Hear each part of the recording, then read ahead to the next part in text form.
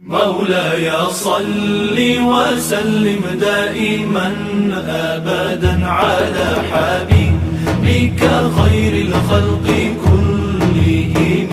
مولاي صل وسلم دائما أبدا على حبيبك خير الخلق كلهم. محمد سيد الكونين والثقلين. بسم الله الرحمن الرحيم. الحمد لله رب العالمين، والصلاة والسلام على سيد المرسلين محمد وآله وصحبه أجمعين، ومن تبعهم بإحسان ودعا بدعوتهم إلى يوم الدين. أما بعد، أعوذ بالله من الشيطان الرجيم. بسم الله الرحمن الرحيم. سبحانك لا علم لنا إلا ما علمتنا إنك أنت العليم الحكيم. رب اشرح لي صدري ويسر لي أمري واحلل عقدة من لساني يفقهوا قولي. صدق اللہ العظیم.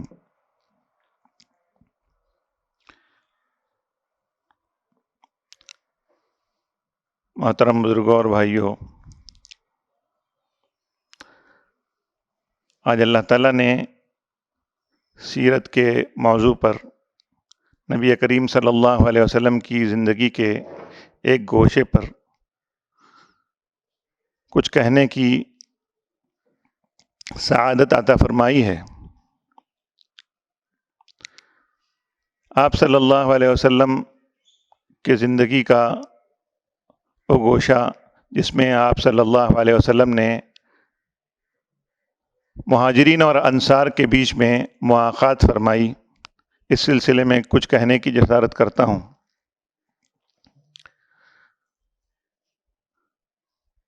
ہم سب جانتے ہیں کہ بکھری ہوئی انسانیت کو اتفاق و اتحاد کی ایک لڑی میں پرونا جتنا مشکل کام ہے، اس سے زیادہ مشکل کام اور کوئی ہو یہ بہت ہی بہت ہی زیادہ مشکل ایک کام ہے. حضور اکرم صلی اللہ علیہ وسلم نے ایک ایسا کارنامہ انجام دیا کہ تاریخ اسلامی میں بلکہ تاریخ انسانی میں اس کی کوئی نظیر نہیں ملتی. آپ صلی اللہ علیہ وسلم نے صحابہ رضی اللہ عنہم کے بیچ میں اخوت اور مواخات کا ایسا رشتہ قائم فرمایا کہ وہ رشتہ نسبی رشتے سے بھی زیادہ مضبوط اور مضبوط تر تھا، اور ایسے لوگوں میں قائم فرمایا جن کے مزاج مختلف، جن کی پرورش الگ الگ قبائل میں ہوئی، جن کے مزاج کے اندر لڑائی جھگڑا، جنگ و جدل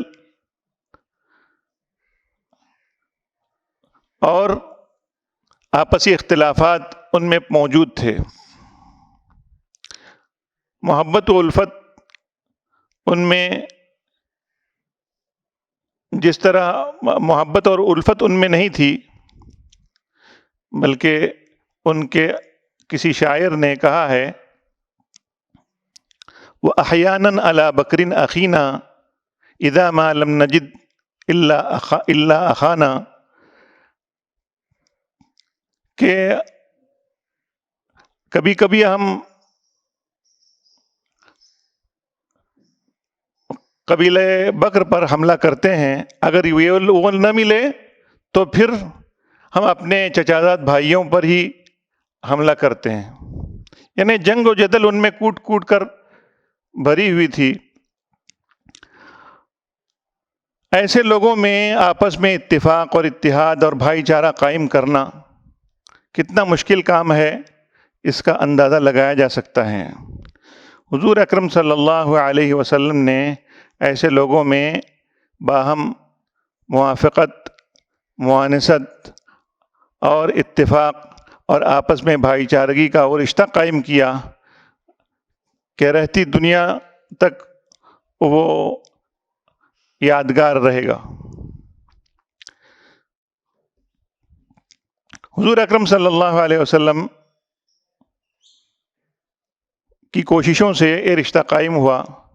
اللہ تعالیٰ خود فرماتے ہیں لو انفقت ما فی الارض جميعا ما الفت بین قلوبہم ولکن اللہ الف بینہم۔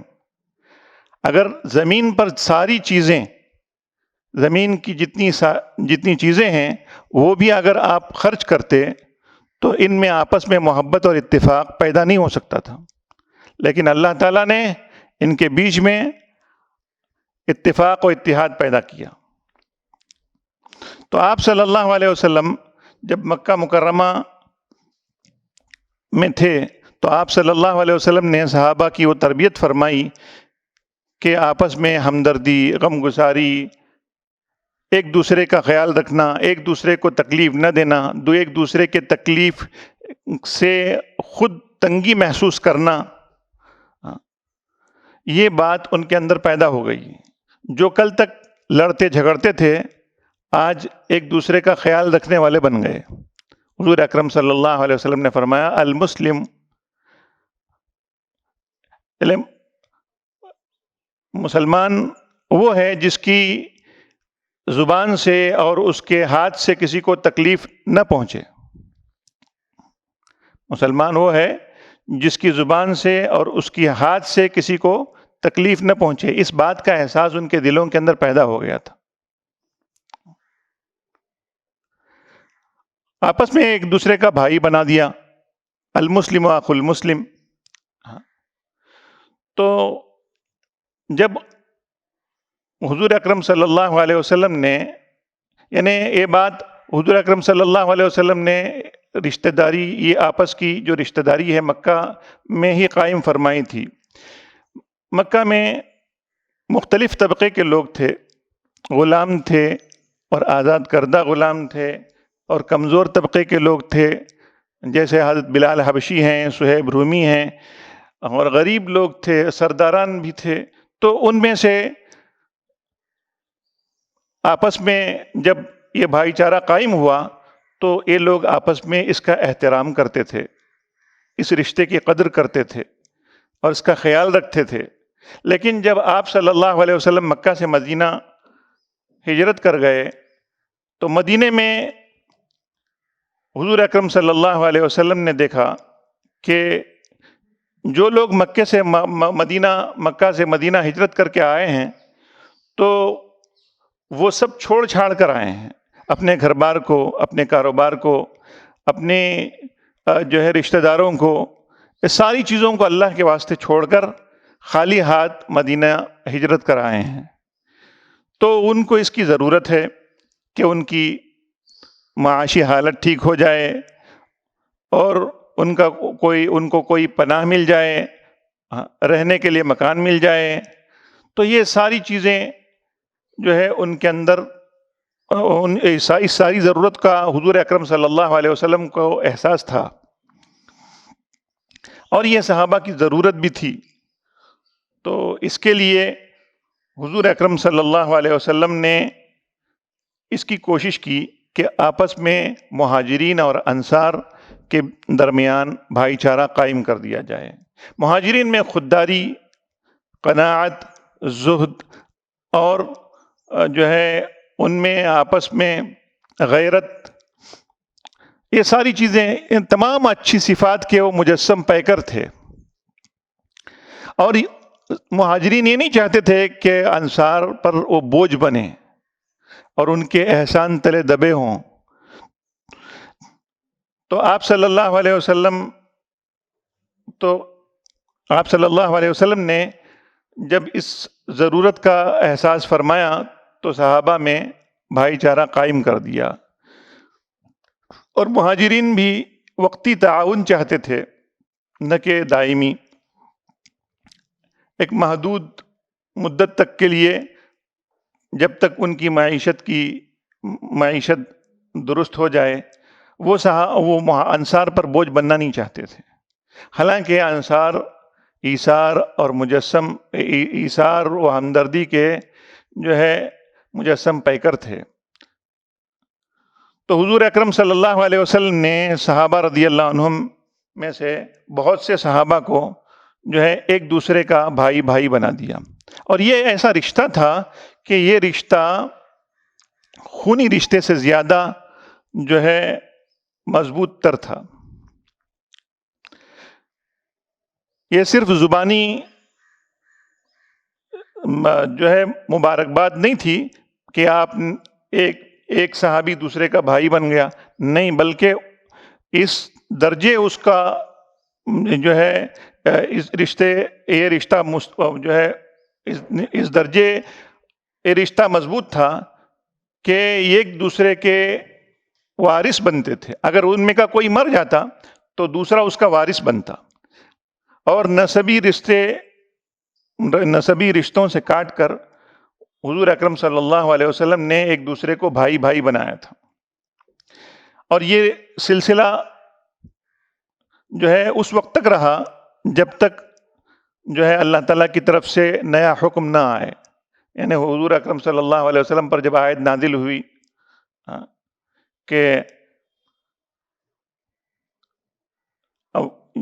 جو ہے رشتہ دار آپس میں اس کے مستحق ہیں کہ ایک دوسرے کے جو ہے وارث بنے، تو اس پر جو ہے یہ حکم منسوخ ہو گیا۔ لیکن یہ اخوت کا اور بھائی چارگی کا یہ دور ہمیشہ باقی رہا۔ حضور اکرم صلی اللہ علیہ وسلم نے جن کو آپس میں بھائی بھائی بنایا تھا،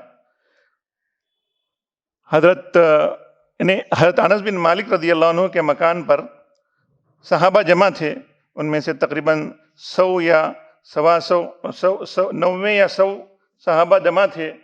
تو ان میں سے آپ نے جن کو بھائی بھائی بنایا، اس میں حضرت ابو بکر رضی اللہ عنہ کو خارجہ ابن زید کا،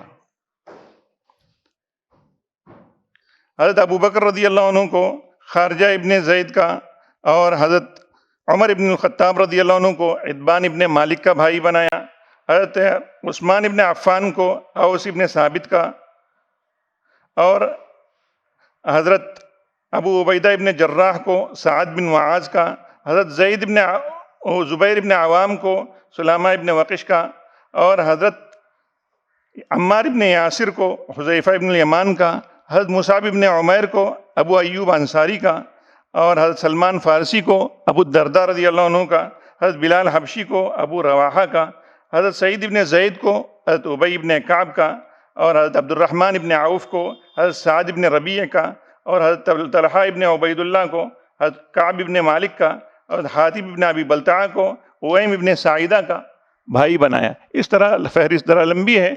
تو ان لوگوں کو جب بھائی بھائی بنائے تو حضرت عبد الرحمن ابن عوف رضی اللہ عنہ کو جب بھائی بنایا گیا تو حضرت سعد ابن ربیع مدینہ کے مالدار ترین صحابہ میں تھے، تو انہوں نے حضرت عبد الرحمن سے فرمایا کہ بھائی عبد الرحمن، میں مدینہ میں مالدار لوگوں میں ہوں،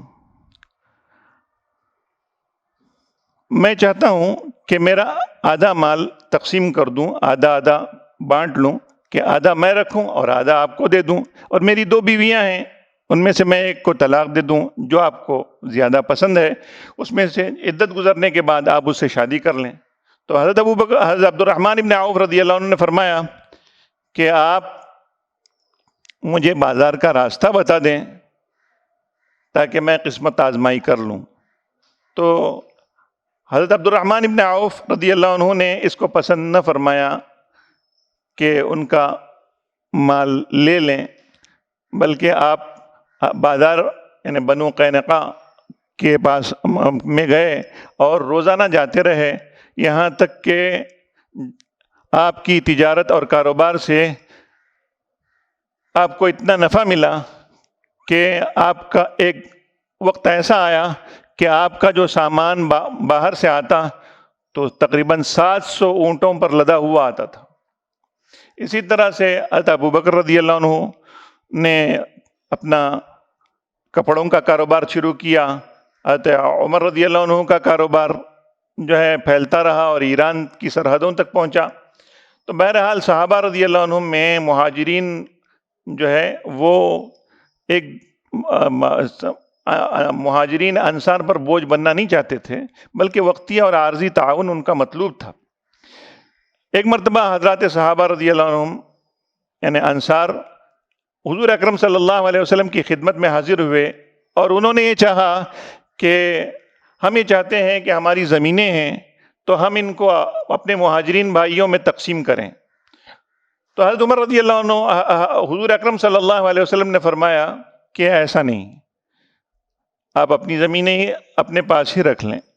تو انصار نے فرمایا کہ انصار نے کہا کہ ہم یہ چاہتے ہیں کہ ہمارے مہاجر بھائی ہمارے کاموں میں ساتھ دیں، ہمارے باغوں میں ہمارے باغات ہیں تو ان کے ہمارے اپنے کاموں میں وہ ساتھ دیں، اور اس کے عوض میں ہم ان کو اپنے پھلوں میں شریک کریں۔ تو حضور اکرم صلی اللہ علیہ وسلم نے اس کو مان لیا، اور صحابہ کو بھی اپنی محنت کی کمائی حاصل کرنے میں جو ہے کوئی حرج محسوس نہ ہوا۔ تو بہرحال انصار اپنی کوشش بھر اس کی اپنی جو ہے کوشش کرتے تھے کہ حتی الامکان وہ صحابہ کا ساتھ دیں، ان کا تعاون کریں، ان کی ہمدردی اور غمگساری میں شریک رہیں۔ تو بہرحال انہوں نے حد کر دی۔ حضور اکرم صلی اللہ علیہ وسلم نے جو رشتہ صحابہ رضی اللہ عنہم کا طے کیا تھا، تو وہ رشتہ آپ صلی اللہ علیہ وسلم نے خونی رشتے سے زیادہ مضبوط تر بنایا تھا۔ تو ہوا ہے کہ ایک صحابی بدر کے بعد ایک صحابی انصاری ایک صاحب کو باندھ رہے تھے، تو اتفاق سے حضرت مصعب بن عمیر رضی اللہ عنہ کا اس طرف گزر ہوا۔ تو حضور اکرم صلی اللہ علیہ وسلم نے وہ صحابی جو ہے کہنے لگے، یعنی حضرت مصعب بن عمیر رضی اللہ عنہ نے کہا ان انصاری سے کہ ان کو ذرا کس کے باندھنا۔ تو انہوں نے یعنی وہ حضرت مصعب بن عمیر کے بھائی تھے، اس پر انہوں نے پوچھا کہ بھائی میں تو تمہارا بھائی ہوں، نسبی میرا اور تمہارا رشتہ ہے، اور تم ان سے یہ کہتے ہو کہ مجھے کس کے باندھ دو تاکہ فدیہ زیادہ آئے۔ تو حضور اکرم ان صحابی نے یعنی مصعب بن عمیر نے ان سے فرمایا میرا بھائی وہ نہیں ہے، میرے بھائی تم نہیں ہو، وہ ہے جو تمہیں باندھ رہا ہے۔ تو یہ صحابہ رضی اللہ عنہم کی اخوت تھی اور ان کی ایمانی غیرت تھی کہ ایمان کو سب سے زیادہ ترجیح دیتے تھے۔ اور اسی طرح سے حضور اکرم صلی اللہ علیہ وسلم نے جو رشتہ قائم فرمایا، اس سلسلے میں فرمایا کہ یہ ایک ایسا رشتہ تھا کہ اس کی تاریخ میں کہیں نظیر نہیں ملتی ہے۔ حضرت مولانا ابو الحسن علی ندوی رحمۃ اللہ علیہ نے بہت ہی اچھی بات فرمائی ہے، جس کے بارے میں فرمایا آپ صلی اللہ علیہ وسلم کے رشتے کے سلسلے میں فرمایا کہ یہ مواخات اور بھائی چارہ اپنی نوعیت کی منفرد اسلامی و عالمی اخوت کی اساس اور ایک صاحب دعوت امت کے قیام کا مقدمہ تھی، جو ایک نئی دنیا کی تعمیر کے لیے برپا ہو رہی تھی، اور جو صحیح و معین عقائد اور دنیا کو بدبختی و بدنظمی سے نجات دینے والے نیک مقاصد اور ایمان و معنوی اخوت اور متحدہ سرگرمی کے تعلقات کے لیے قائم ہو رہی تھی۔ اس طرح مہاجرین و انصار کے درمیان یہ محدود اخوت دنیا انسانیت کی نئی زندگی کا پیش خیمہ ثابت ہوئی۔ اسی لیے اللہ تعالیٰ نے ایک چھوٹے سے شہر کی ایک چھوٹی سی جماعت کو مخاطب کرتے ہوئے فرمایا الا تکن فتنۃ فی الارض وفساد کبیر، اگر یہ نہ کرو گے تو زمین میں بڑا فساد اور فتنہ پھیل جائے گا۔ تو یہ آج بھی اس کی ضرورت ہے کہ ہم جو ہے مسلمان آپس میں اپنی تمام جو ہے اختلافات کو بھول کر اور اپنے اغراض کو بھول کر ملی مفاد کو ترجیح دیں اور بھائی بھائی بن جائیں۔ فرمایا، کسی شاعر نے فرمایا ہے، جہان رنگ و بو کو توڑ کر ملت میں گم ہو جا، نہ ایرانی رہے باقی نہ تورانی نہ افغانی۔ وآخر دعوانا الحمدللہ۔ صل وسلم